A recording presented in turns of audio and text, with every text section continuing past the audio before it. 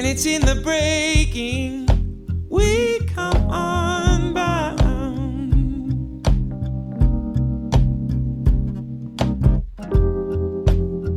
and it's in the giving.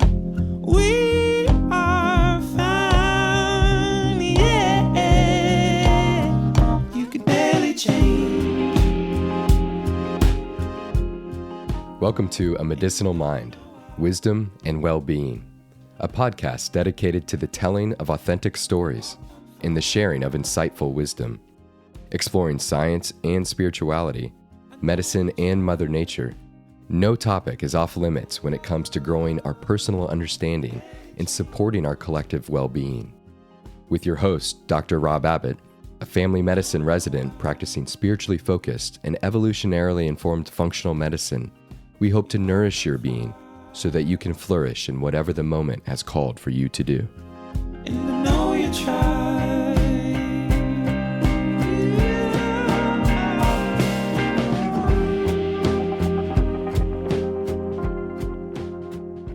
My guest today is a dear friend and mentor, Jonathan Bartels. As you will hear in our conversation, my friendship with Jonathan was sparked by my curious inquiry into meditation, self-care, and what really existed outside of my medical school walls.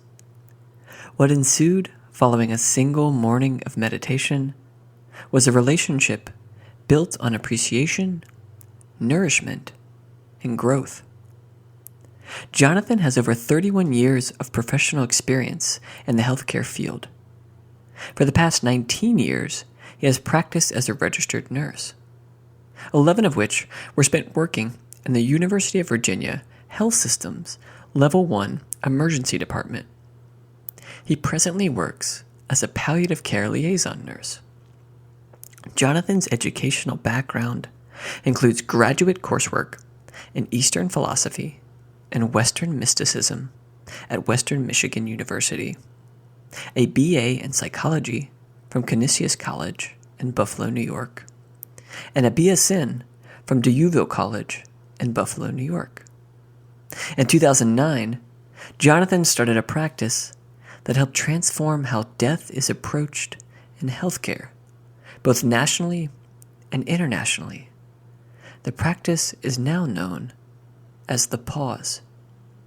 In this practice, healthcare providers are invited to silently honor the loss of life as a shared community that embraces diversity in unity through silence. While not a panacea, it has been instrumental at pointing to a greater need in healthcare, that in caring for others, one should not forsake self-care, compassion, and resiliency. Since 2009, John has been a founding member of the Compassionate Care Initiative and co-facilitator for Resiliency retreats offered at the University of Virginia's School of Nursing. These retreats focus on a variety of practices aimed at promoting the skills of resiliency, compassion, and the vital need for self-care. Throughout his career, John has mentored countless physicians, nurses, paramedics, EMTs, and medical students like myself.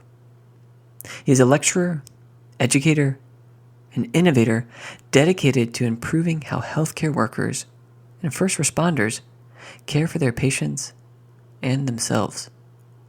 As a palliative care liaison nurse, he works to not only offer some relief to patients and their families, but to help palliate the suffering that accompanies work in the healthcare profession as a whole.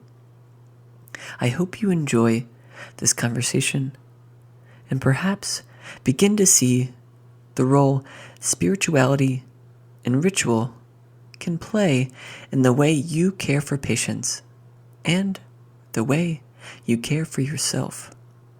I hope you enjoy the show. Well, Jonathan, thank you so much for taking some time to have a conversation with me today. You know, I feel like if I had it my way, we'd probably be talking every single day, every hour, every minute. But thank you for joining me here. And just, I would love for you to let our listeners know who you are, what you do, and what gets you up in the morning.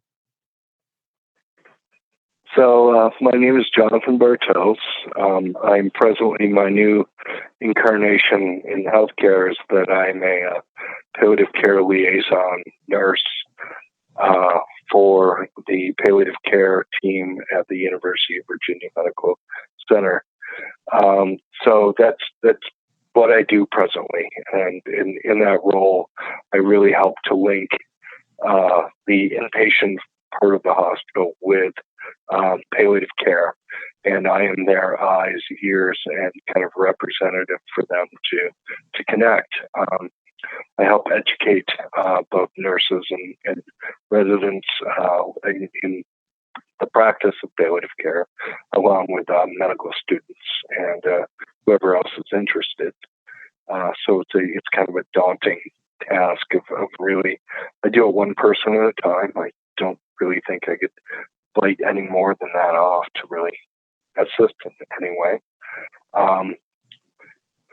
Prior to that, I was an emergency trauma nurse for about 11 years. And in that incarnation, I was, working in traumas predominantly, but also working in general ER. And prior to that, I was a medical surgical nurse. And even prior to that, I was a graduate student in comparative religion, Eastern philosophy at Western Michigan University in Kalamazoo. So all of that kind of laid the groundwork for what I do now, and how I try to palliate not only the suffering of our patients, but also to palliate the suffering of individuals who work in the field.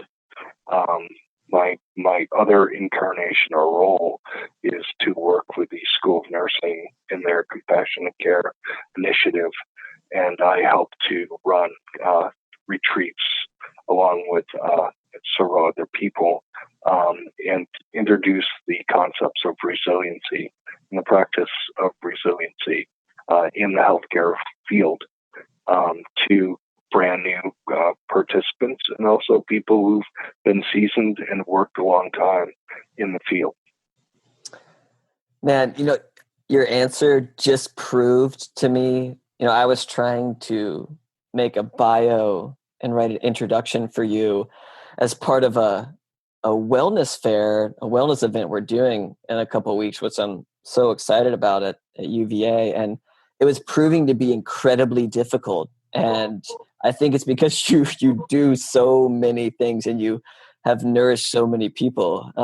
So now I don't feel as badly about not being able to distill that down into a few sentences. And I guess, just putting it out there, it's funny, to complete the story, I met you, gosh, I'd say it's like must have been 4 years ago now, in a meditation. You were holding a meditation open to the entire community in Charlottesville at 6 a.m. And I was crazy enough at that age, just getting into and discovering meditation, to come in and sit with you and the dean of the nursing school, of all people, and was just blown away by your presence. And I would have kept coming back, but it was 6 a.m. It was just it was so tough to get up. But you planted some seeds in my life that have continued to be sown and harvested. And I can't, thank you enough for that. And so hopefully that gives people kind of a context of our relationship and the meaning of our friendship. And, we could totally take this in so many different ways. And you have just so much wisdom and so many stories.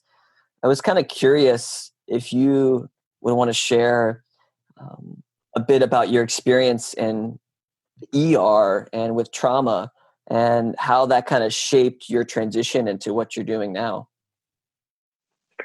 Sure. So I'd actually left palliative care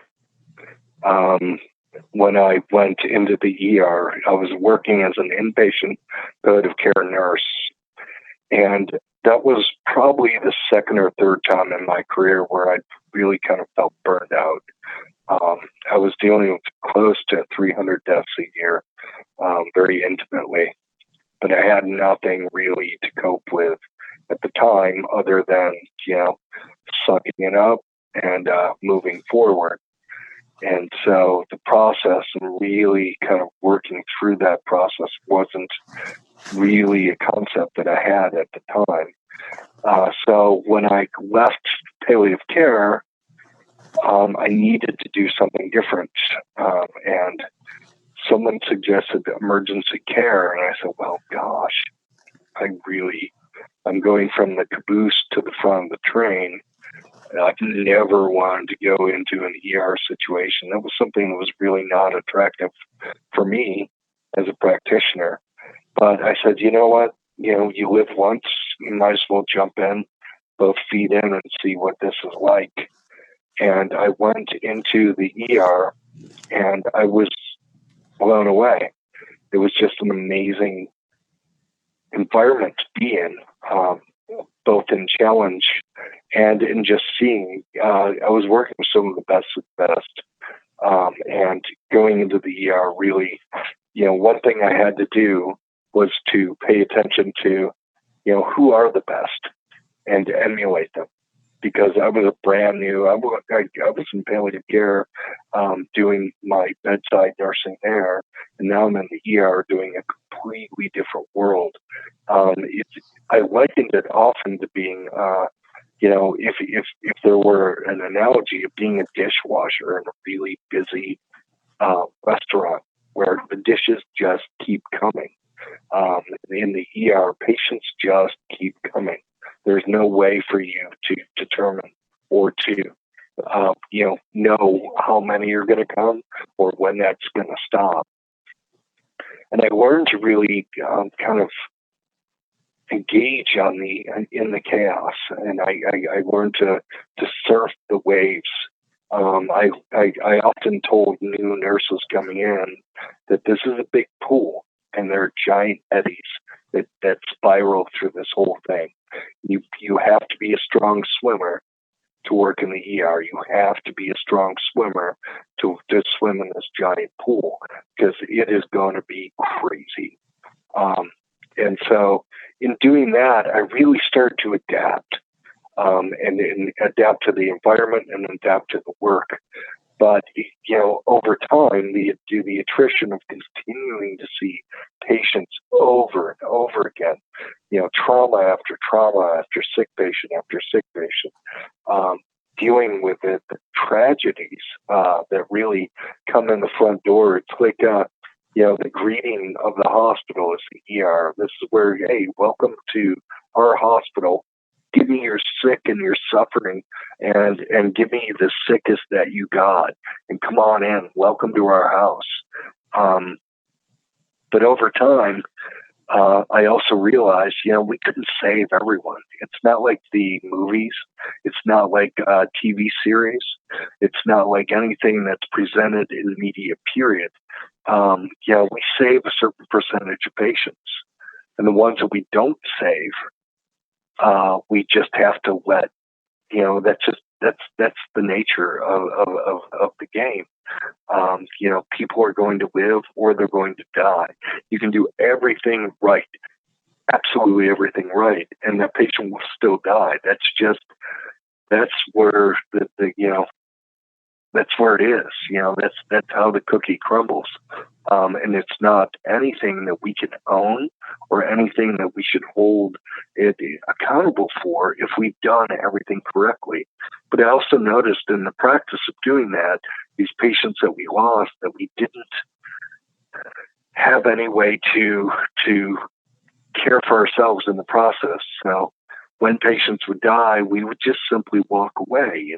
We would leave it and move on to the next patient, because in an ER situation, it's very similar to a mass casualty incident. And in a mass casualty incident, anyone who's ever worked that understands that you have to triage. You save those you can, you weave those you can't. Sorry about that. And you take care of those situations based on them. Yeah, it's amazing. My first experience in medicine was also in the emergency room. I was a emergency room scribe in a relatively small community hospital near my college in Williamsburg. And I loved it. I mean, I was working one-on-one with the doctors, going around seeing patients. And it wasn't an academic institution. So, I mean, it was the nurses, it was the docs, and it was me. And you saw, just like you described, the suffering, the pain continue to pour in, and the faucets never seemed to shut off. Maybe sometimes at 3 a.m. on a Wednesday, things would calm down, but the faucet never seemed to shut off. And I remember too seeing, this process of, death and dying occurring in the ER, and people being a little bit at a loss because it was treated as a failure. We didn't do our job, but there was something that we did wrong that led to this person passing away. And the truth of it was just that, like you said earlier, it wasn't anything that you could have done or did do. It was just the process. That was what in this moment was going to happen. And no one really had a great way to deal with that and to re-engage with the other patients who were there in the emergency room itself. And so, when I came to UVA and started speaking with people, your name came up very early on. Like, you need to meet this guy, Jonathan Bartels. He just gets it. He does things differently, and he's got a way of bringing just full presence to his work. And he's done it all, and you just need to meet him. And I was like, okay, I'm in. Where do I find him? And they're like, well, he used to work in the ER and do some trauma care and palliative care. But then they were like, actually, if you really want to meet him, you should go to meditation. And so that's where we actually really first met. But very early on there, you started to describe to me a practice that you had built as part of this dealing with the dying process in the emergency room. And I was kind of blown away. It made so much sense at the time. That, how couldn't anyone have come up with this earlier? But could you describe for everyone here this ritual or what you created as a way to deal with the dying process in the emergency room? Sure. And it's spread beyond the ER, and now it's practiced across the hospital. But initially it was me in the ER, and it was my response. And normally after someone dies, a chaplain will come in and do a prayer, which is important in certain traditions, and it's important for people who have a certain faith. But not everyone holds that as their own. Everyone approaches this process of death differently. And some people do not have the traditional models that others have of the Judeo-Christian approach to death. But I'd seen a chaplain after this girl had been hit by a car stop a whole room and say, before we leave, I want to do a prayer, and then you guys can leave. And when I saw her do that, it made a shift in my brain. I'm like, I like what she did. I like that she stopped people. How she approached it, how she did it. She's a chaplain and she works off her own tradition. That's cool, but that's not speaking to the whole room.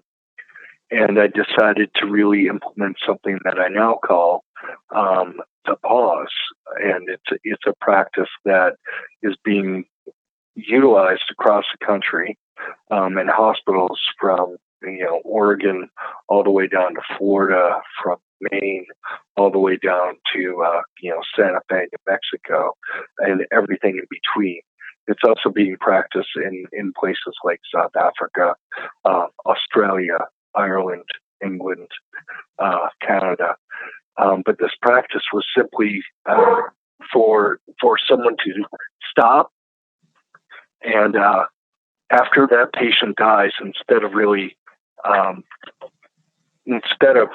leaving the room like we would traditionally, to actually stop and take a moment of silence, to stop everyone from leaving, similar to what the chaplain had talked about, and similar to what she'd done. She'd stop people from leaving the room and ask them, could we just stop and honor this person? Honor the work that we did. We all worked really hard to try to save this person's life. And we were unable to do that, but this person deserves some moment, and a shared moment from all of us. And so instead of using a prayer, I asked for silence. I said, could we, in silence and in our own way, just take a moment to really recognize, before this person came in, they were alive. They were loved by a family. They had friends, and they had a life. And now they're not here anymore. So just for a moment, if we could, as a group, in a shared moment of silence, honor them, using your own words, using whatever you feel is appropriate in your own head, but in silence, to honor the person that's in that bed, to honor the life that passed before us. But to do that in a universal way by doing it together. And so we did it, and I actually implemented it the next time a death rolled in. And at first it was really awkward. It was like, I'm telling a trauma surgeon to stop, and I'm telling a group of surgeons not to move. And I'm telling a group in a room that we need to stop and really honor this person. So it took a level of vulnerability on my part to really stand up to say that. But in doing that, it inspired others to repeat the act. And it inspired others to really implement the act. And so it became a thing. And it wasn't something that was written down. It wasn't something that was mandated from above. It was just, you do this because it's the right thing to do. And I think because I had had enough street cred from working in the ER, being, one of their nurses that they looked to, and respected, that it was able to really kind of pass from me to, anyone else in that room, be it an EMT, be it a tech, be it a respiratory therapist, be it a housekeeper. They were inspired by that, and they were now empowered to do it themselves. And someone told me to write it down at the time, and I just felt that was really dumb, because I was like, doesn't everyone do this, right? Isn't this part of what we do as humans? And it is. Traditionally, that is the model that we've used. But medicine lost it. Medicine lost it a long time ago. And we became a scientific, very scientific approach even to healthcare in general. And in science, there's that almost like Spock from Star Trek kind of separation professionally, mentally, and separating ourselves from the actual event. But the death itself is actually a rite of passage. And that goes back to my years of comparative religion. That rite of passage is that's a last rite of passage you and I and anyone else in this world will experience before we're done. And if we don't honor that, if we don't take a moment to honor that in some way that both captures the diversity within that room and also the sacredness of that moment, we've lost something. And so eventually I wrote it down, and I did put it in an article, and it just blew up from there. People got a hold of it. Someone interviewed me for NPR. And in the interview for NPR, it was a local NPR, and I'm like, cool, hear it. She said, just people in your area. And I said, well, cool, let's do it. We did it, and in 3 days, we got over 100,000 hits on that presentation alone. So then national NPR picked it up and said, why don't we, this seems to be a hot topic. And so they replayed my interview on national NPR. And then from there, it just kind of continued to bubble. Kaiser Institutes picked it up. People have picked it up. And as I said, South Africa and all over the world, people are realizing that, we need to ritualize this in a way that captures both the diversity and the sacred moment that we have. It's simply beautiful. I mean, your words, the ritual of, and this rite of passage. I get chills just thinking back to, I've been a part of 2 such events, more traditionally in the emergency room, where the pause was carried out. And you would think that there's no possible way that simply taking a minute or 2 could re-energize or reinvigorate or refocus, any clinician for that matter, to go back into the fire of their work and to be fully present. Yet the power of this ritual has, in my experience and in talking to others who have taken part, it does contain that power. And as you described in the intro, we're facing, a massive amount of burnout across all fields, no matter your profession, level of training. I mean, burnout has been categorized in students, nurses, it's everywhere. And we've gotten to a point now where we're trying to look to see what are ways in which we can mitigate or prevent burnout. And, turning to drugs and supplements and, concrete objects is probably not the answer. I think the answer lies in spiritual technology. And that's kind of what the pause is. It's the spiritual technology, a way to bring greater wholeness to an experience, yet on a very practical level, give people the renewed sense of purpose to go back and re-enter their field, re-enter their work in that moment. And it's unbelievable how it has really caught fire and just changed forms and transformed, into what it needs to be in that moment or that institution. It can't be protocolized. Like you said, you can't make it into like, well, you need to say this. And then it has to fit the moment for what the moment requires. It's, like I said, it's fascinating. I would love to get your thoughts on just this concept of burnout and resiliency, and what role do other rituals or practices of self-care play into cultivating resilience? Well, the pause itself is not a panacea. I wish it were. I wish it were a silver bullet that made everyone feel good and everything bad go away. But that's not going to happen.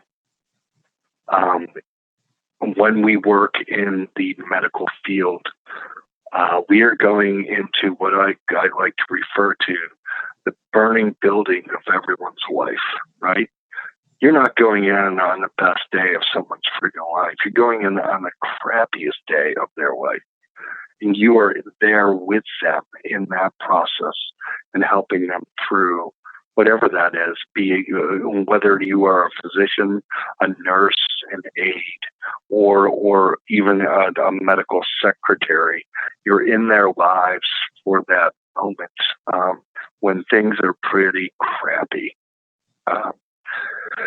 And I think I often talk about in resiliency, if you think that you can do that like every day and it's not going to affect you, I refer often to the image of someone walking into water and walking out again and thinking, I'm not going to get wet.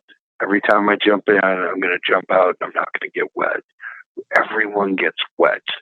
Everyone gets affected. And so the concept of resiliency is really finding, what does it mean to be wet, for you? And everyone's different. Maybe it's I'm a little more irritable. Maybe it's I'm eating a lot more. Maybe it's I am drinking and using drugs a lot more. Maybe it's just that I'm detached and I feel numb. But whatever that is, whatever that wetness feels like, it's for you to determine when you're feeling that you need to step back. And then resiliency is really the concept of, I often tell people, it's like, I don't want to teach resiliency so that you can take on more work, because that's bull, man. Because I don't want you to be like, oh man, now I'm resilient. Now I can take on 20 or 30 more of these because I can bounce back. No, I think we have enough of the burden to deal with, but how do we cope with that? How do we process that? How do we walk away from it and put it down? And that's really the essence of resiliency. And that's a lot of the work I do at the School of Nursing. And some of the work I'm now doing within the institution is really looking at those concepts and seeing, where are you carrying that in your body? Where are you carrying that in your mind? Where are you carrying that pattern of repeating the same story over and over and over again? Because that story is stuck to you and you need to work it out. And how do you work it out? And why is it important to work it out? And those are all huge things. I mean, we all go into healthcare for different reasons, but most of why anyone I've talked to gone into healthcare is to help other people.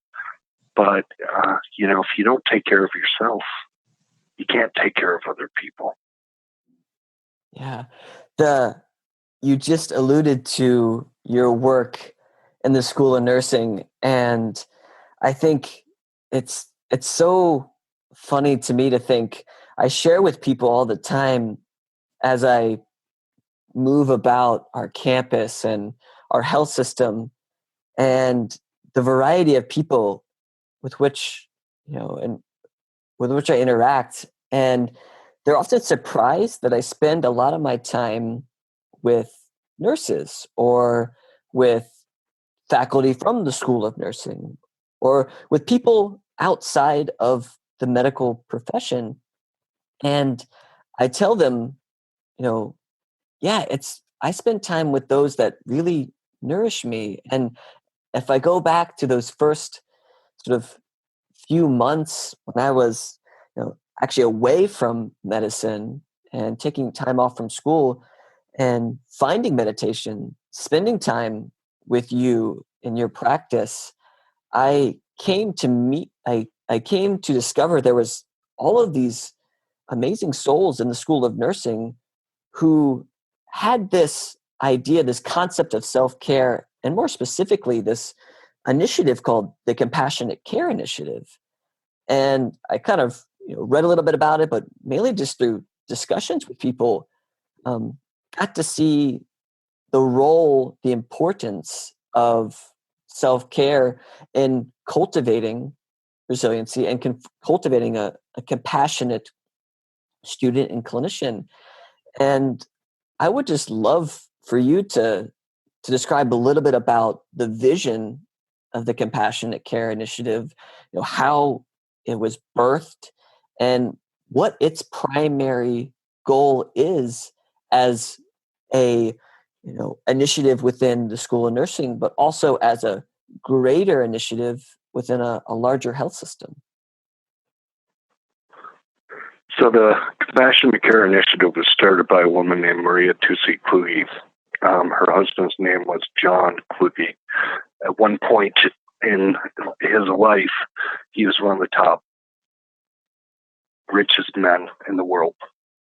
Unlike our president, he was focused mostly on, advancing as he got older, advancing how do we help other people. And his wife was really the visionary of looking at how can I bring practices like mindfulness and yoga into the healthcare system so that we are caring for people who are caring for other people.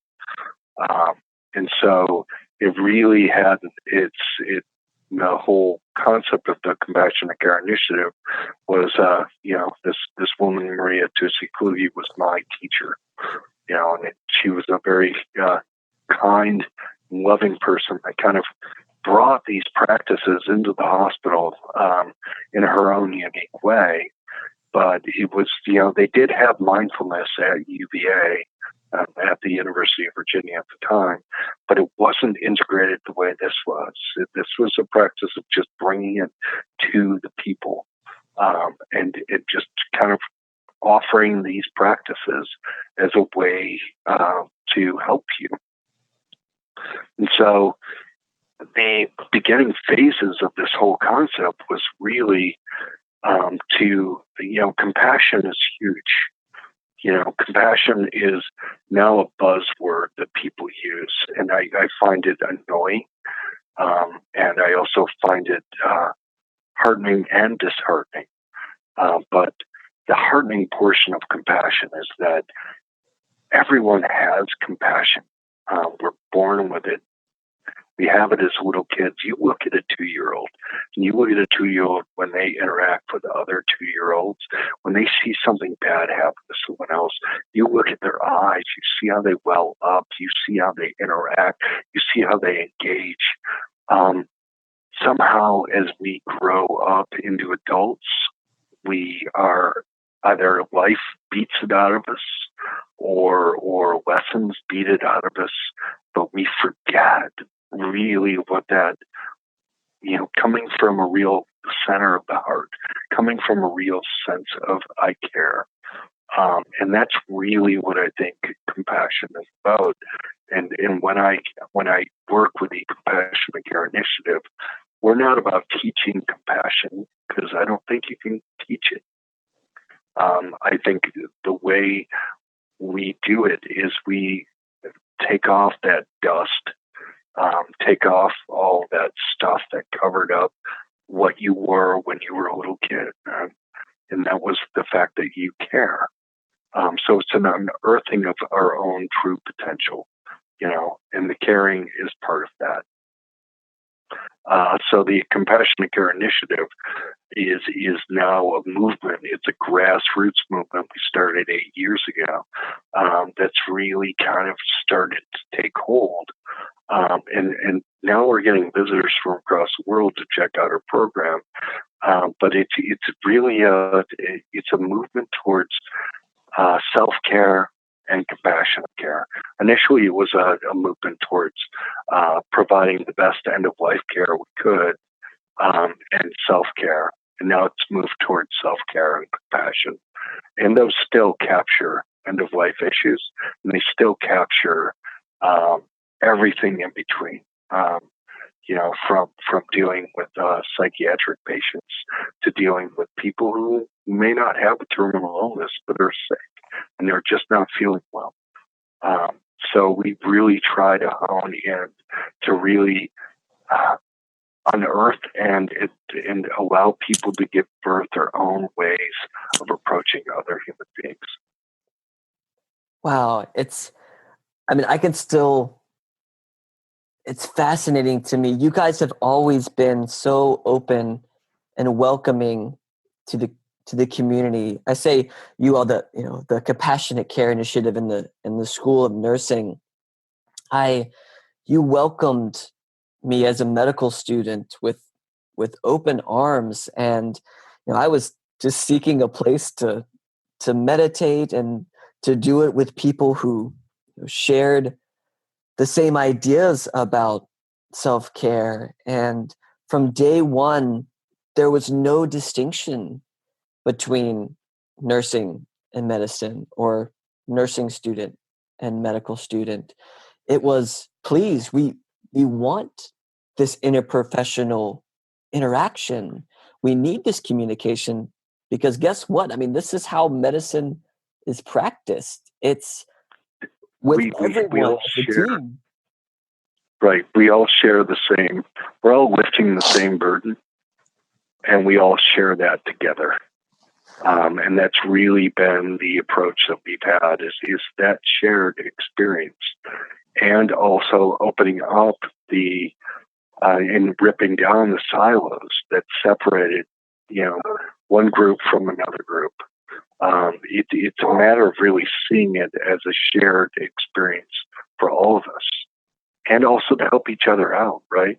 Yeah. The more hands you have, the easier it is to lift a burden. And I liken that to, even with my patients, I tell them that. It's so true. It's interesting as this has continued to evolve, and we've expanded the offerings, whether it be meditation, yoga, really pushing to bring this into, as you said, breaking down silos, bringing this to as many people as we can, but giving it as an offering. There's, it simply exists. We simply will hold a space.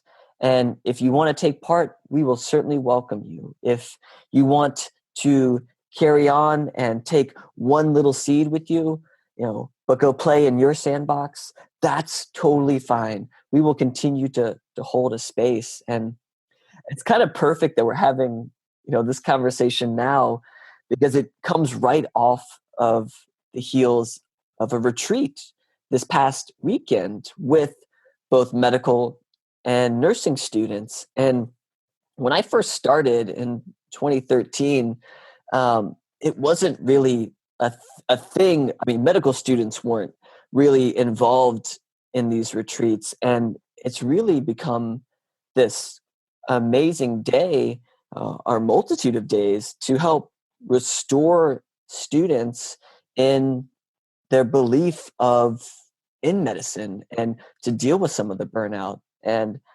it's just my total bias, but I had one of the best experiences of my life this past weekend, over just 4 to 5 hours with some friends, and yourself and another one of our compassionate souls, Esther, who's been teaching yoga for, it seems like, forever. And I would love if you could share the process of, creating the retreat, what goes into holding that space, and how can we continue to give this offering to, in my view, to students all across the country, and beyond students, to clinicians, to anyone in whatever profession who's dealing with burnout. Well, I think you bring up a couple of very good points. One of them is it's an offering, right? And as an offering, if it were mandated, that would be like me walking in and saying, "You better smile, you better be happy, because this is a mandate." And that's not what we do. We don't demand that someone be happy or be resilient or have to take this or do this to be a better human being. I think everyone's as good a human being as they're going to be. The practice and what we've done, we've really taken the retreat over the last 8 years and kind of honed in on some basic principles that are, what we often say is we offer a buffet of different practices that you can take or leave behind. And the only mandate we have is that you're open enough to try it out, and then you take away whatever's going to work for you. And we generally work with the body. We go through what's called a body scan from John Kabat-Zinn's work. And then prior to John Capizano, it was called relaxation technique, where you go from one point of the body all the way to another point. Then we go into yoga and body work, which we call stretching, because a lot of trauma and a lot of stress is carried within our bodies. And if we don't work with that, if we're only in our head, we're not really working with the full process. And then we go into the practices of working with our head, working with not being attached to outcomes, working with meditation, mindfulness practices, resiliency practices that allow someone to be able to sit and just be present with the moment. And we kind of have weaved a whole process into that. We include journaling. We include participant of active listening and active speaking. And we've kind of really made a whole program that we feel is great introductory work. But granted, it's not the end all to be all. We're simply just introducing concepts. What you do that from that point on is find a practice, find a group, find whatever that you can tap into to really start to develop your own practice. If you don't use any of this stuff and they use it once a year, it's kind of like being really overweight and getting on an elliptical and doing it once a year and thinking you're going to lose weight. You're not. You need to practice it and build the muscle, the mental muscle that comes with all the practices that we offer. And the last thing we offer is actually a loving kindness meditation practice that research has proven to really help people to approach other human beings in a very different way. But it, again, only works if we practice. And the more we practice, the easier it is to really approach other humans in that way, in a loving kindness sort of way. And it's actually called a well-wishing meditation, where you wish well to others. And in that process of doing that, that becomes your pattern, and from a neuroplasticity standpoint, that allows you to then have these new patterns of thought that's easy to fall into, that becomes the way you operate, as opposed to, we all know people that will fall into anger very easily because that's been their pattern of behavior. What we're doing is actually doing pro-social practices that will help us to be a pro-social human being. It's so true. I mean, I've been nourished by these retreats, multiple times over the years, and they, without fail, almost always put me in a state of beyond speechless, what a state I call, wordlessness, where there aren't even words to describe the experience, the emotions, the sensations when you take part in this experience. And not only that, I've been really inspired by your work to realize I can bring these practices, bring this buffet to others and wherever I end up. And for me, practically, I'm starting a residency program in the Valley of Virginia in a few months. And I have full intention to bring these offerings, this process, to my fellow residents and the hospital system and clinic. And I think early on, I felt like I needed a training or some sort of title or designation to feel okay to be able to teach. And it's really been spending time with you that you've really convinced me these practices are for everyone. And if I needed a certification to teach them, then I don't exactly know what I'm doing, because I haven't taken that formal class. And so I think it's I can't say enough how inspired I am and how hopeful I feel that people and students like myself, nursing, medicine, can carry and share these practices in their communities, knowing it all starts from a grassroots level. It starts very small, and just sharing these practices and holding a space, it will rub off. We talk about a threshold effect with how many people is it going to take walking mindfully, sitting with in reflective thought to eventually impact a greater whole. And I believe, that it's possible. Have we reached that? I don't think so, but it's what certainly gives me hope and meaning to a lot of the work that I do. And I want to honor your time, and it's been a pleasure to have you.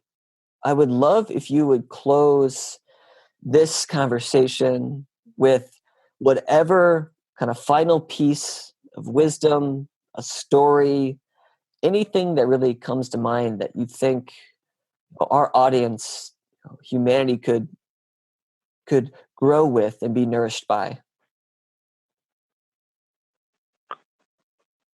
Well, I think the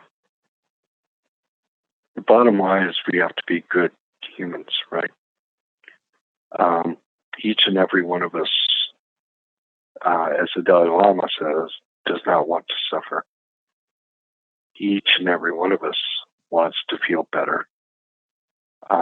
Each and every one of us wishes others to be better as well. So we didn't go into healthcare as a profession. At least most of the people I hang with didn't, because it's an easy way to make money. We went into it because we wanted to make a difference. And sometimes just being there makes all the difference in the world. Being present, both to yourself and to the patients you take care of.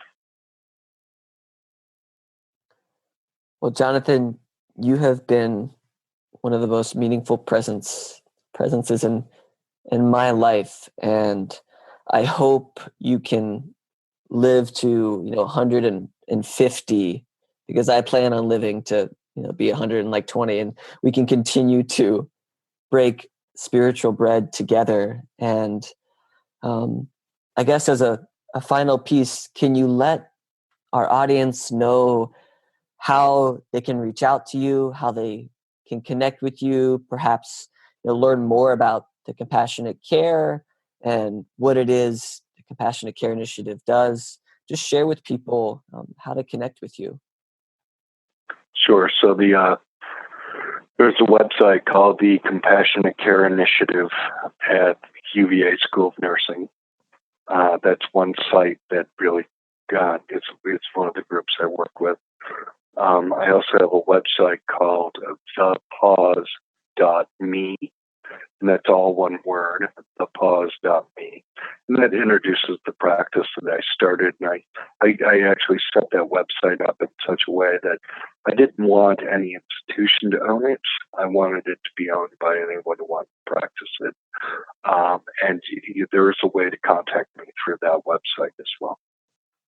Wonderful. And we'll have those links on the page with this conversation so people can read and hear more about your work. So thank you again for taking the time to share this conversation with me and with everyone else. And look forward to seeing you soon. All right. Thank you, Rob. And I thank your audience as well for even listening to me. I'm honored. Thank you. Well, be well, my friend. Until the next time. You too. Thanks. Thank you for your presence and willingness to receive a new narrative, a passionate perspective, and perhaps a deeper sense of connection with our collective purpose. Please share this podcast with any and all that you believe will benefit from its intention to relieve one's doing and engage one's being. Please share your comments about the conversation on our podcast page and leave a review in iTunes so that the voices in this space can spread to all ears ready to receive it. Music credit goes to Dillingham for their song Vessel. Remain open, stay curious, and forever be love. You walked on fire. future.